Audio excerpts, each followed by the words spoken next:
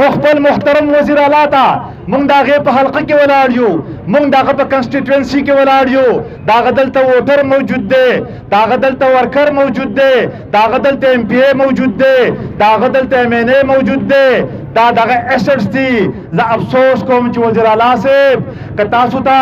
د تعلیم باندې د پیسې ګټلو دومره شوق وي، په پېښور کې یو پرایویټ غټ کالج جوړ کړئ، په هغې کې بیوجي نافظه کوئ، او بیا زه ستاسو ګورم چې دا څومره کامیابېږي. او خدای نخواسته که دا پرایویټایزیشن،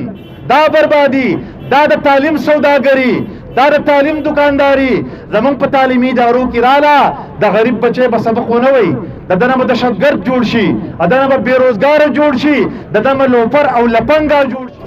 د پریس کلب ملګرو، دکاندارانو، د سیکیورټۍ ملګرو، دیالمارانو او د زندګۍ د هرې شعبې سره تعلق لرونکو زمارونو،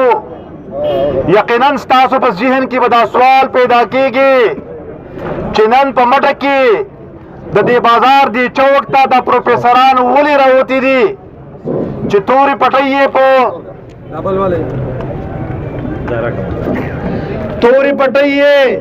په خپلو مټو باندې تړلې دي، په غرمو کې په خلو کې ولاړ دي او احتجاج کوي. یقیناً د دوی سره چې کوم پلیکارډز دي او د دوی سره چې کوم بینرې دي، په یو باندې هم دا ناره نشته چې زمونږ تنخواګانې سیوا کوي، په یو باندې هم دا ناره نشته چې مونږ له مراعات راکوي، په یو باندې هم دا ناره نشته چې مونږ له نور څه خوشحالیانې راکوي، بلکې د دوی په بینرو په پلیکارډو باندې ناره لیکلې ده چې تعلیمي ادارې مه خرڅوئ. او بیا پکې خاص کر د جانزیب کالج تذکره ده. زما عزتمندو، په تاسو کې نوجوانان هم موجود دي، طالب علمان هم موجود دي، پروفیسران استادان هم موجود دي، دیالماران وروڼه زمونږ هم موجود دي، پولیس وروڼه زمونږ هم موجود دي، او دکانداران وروڼه زمونږ هم موجود دي، او هغه په دې حقیقت باندې آگاه دي او خبر دي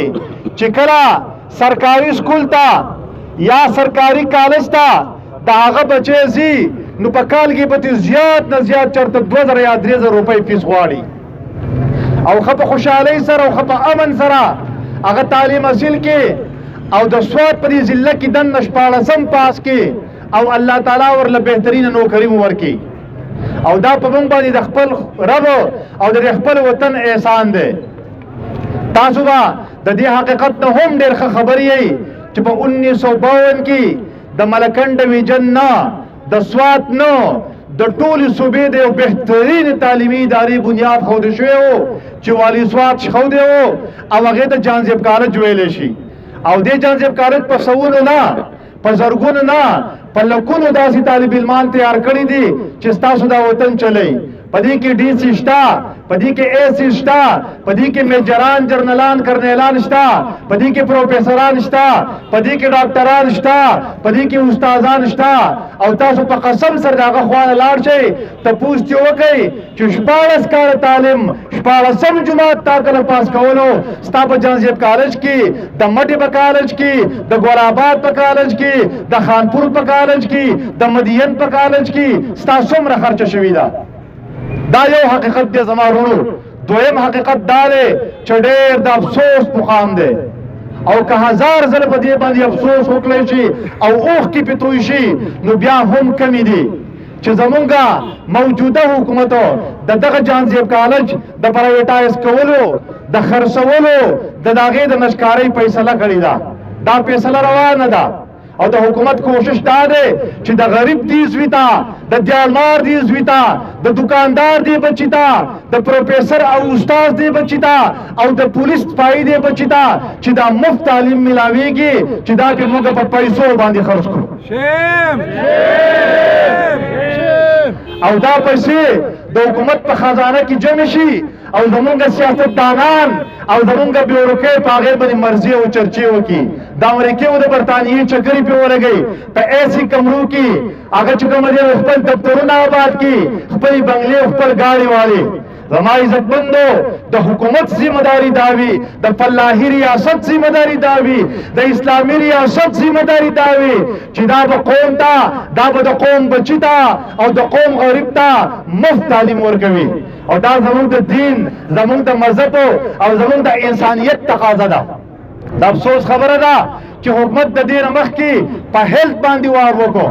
تاسو به خبر یې چې کله په هسپتالونو کې په بی ایچ یوز کې په آر ایس سیز کې او په ډي ایچ کیوز کې په کیټیټ او په ادارج کې او په خلیفه ګل نواز هسپتال بنو کې او په نوخار کې دا پرایویټایزیشن راوسته شو او دا بیوجي جوړ شو. نو زمونږ د وطن 2000 ډاکټران چې دا سرجنانو دا اف سی پی ایس سپیشلیسټو دیو د دې وطن نه کړه وکړه دا لاړ امریکا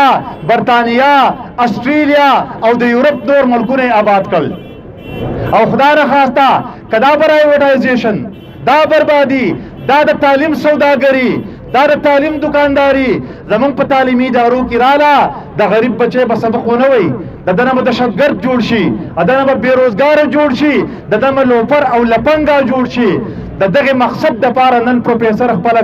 کالج پرېښودی دی په خلو کې ولاړ دی پیدل 2 کیلومتره مارچ یې وکړو توره پټۍ یې لګولې ده او نن خدا د سوات د مټې چوک ته راوتی دی خدا به اسلام آباد ته ځي دا به چې کومه بنګاله ته ځي دا به پېښور ته ځي او دا به هلته درنه ورکوي.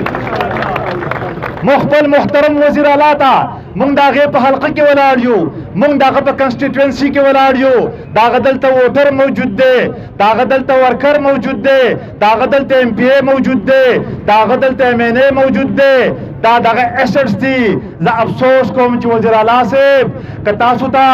د تعلیم باندې د پیسې ګټلو دومره شوق وي په پېښور کې یو پرایویټ غټ کالج جوړ کړئ په هغې کې بیوجي نافظه کوي او بیا زه ستاسو ګورم چې دا څومره کامیابېږي. زما تعلیمي ادارې چې د کوم بنیاد زما پلار نیکه ښودی و زما والي صوت ښودی و زما نواب صاحب ښودی و زما علم دوست حکمران ښودی و دا تعلیمي ادارې چرته هم مونږه تاسو له د خرڅ دپاره نشو درکولی دې ته مونږه تیار نه یو. د سوات او د جانزیب کالج سره د همدردۍ دپاره د سوات د بچي سره د جانزیب کالج د بچي سره د ملکن ډویژن او د صوبه خیبر پختونخوا د طالب علم سره د والدینو سره د یکجهتۍ دپاره دن د صوبه خیبر پختونخوا په 265 کالجونو کې زما پروفیسر راوتی دی خو صرف توره پټۍ یې تړله لا پریس کلب ته نه دی تللی لا روډ یې نه دی بند کړی لا پېښور ته نه دی تللی لا د اسلام آباد او د بنګاله روخ یې نه دی کړی. که حکومت دا خپل فیصله زر تر زره وانغسته نن موږ د 500 تعداد کې راوتي یو موږ به 10 تعداد کې راوځو. زموږ سره طالب علمان د هغې والدین زمونږ 3 لکه طالب علمان دي 3 لکه بچي دي هغوی مفت تعلیم حاصلوي. زما پروفیسر تیاری کوي انټرنیټ ګوري کتاب ګوري گوگل ګوري ریسرچ کوي او سار راځي د ماسپښین پورې خپل ټوله زندگی او خپل ټوله تجربه او خپل ټول تعلیم د خپل بچي د خپل ملک او د خپل وطن د تعمیر دپاره خرج کوي او کلاسونه اخلي. خو زه په افسوس سره ووایم زما وزیر اعلی صاحب دا خو زما دپاره ډېره د خوشقسمتۍ خبره وه دا خو د سوات د طالب علم دپاره خوشقسمتي وه دا خو د سوات د طالب علم د پلار او مور دپاره د مبارکبادۍ یو نشان و چې ته زما د ملکن ډویژن نه وزیر اعلی شوې. خو د دې سره افسوس دی د دې سره د افسوس مقام دا دی زه افسوس کوم ما وی که 1000 بار افسوس وکړم هم کم دی چې تا د خپل کلي نه د خپلې حلقې نه د خپل ډویژن نه او د خپلې ادارې نه د 80 کاله پخواني کالج د خرڅولو د هغې د سودابازۍ د سرمایهدار په لاس کې د ورکولو پروګرام تا شروع کړو. ډېر د افسوس مقام دی دا ډېر د افسوس مقام دی. زما په تعلیمي اداره کې جانزیب کالج یا د هغې په سیمه کې نور کالجونه چې د دې کالج سره واړه کالجونه دي پرفارمنس یې دی په بورډ کې پوزیشن یې راځي مخکې ما ذکر وکړو چې د زندګۍ د هرې شعبې دپاره افراد تیاری او دا پاکستان چلی داسې اداره مونږ چرته هم د حکومت د خرڅولو دپاره نه ورکوو.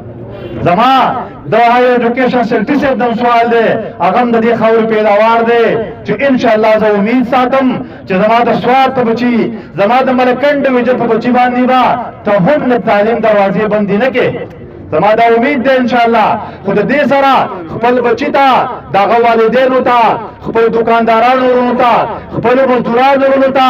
خپل پروفیسرانو ورونو ته، خپل پی ایچ ډي استادانو ورونو ته دا پیغام امر کوما او دا غوی حوصله افزایی هم کوما. نن موږ د مټي بازار ته، د مټي او د جانزیب کالج د بازار د کالج نه د بازار ته دراوتو مقصد دا و موږ احتجاج نه دی، موږ د پرس په ذریعه باندې، موږ د میډیا په ذریعه باندې د خپل وطن، د خپل صوبې او د خپل ډویژن او د خپل ضلع هر یو نوجوان، هر یو بزرګ، هر یو دکاندار، هر یو طالب علم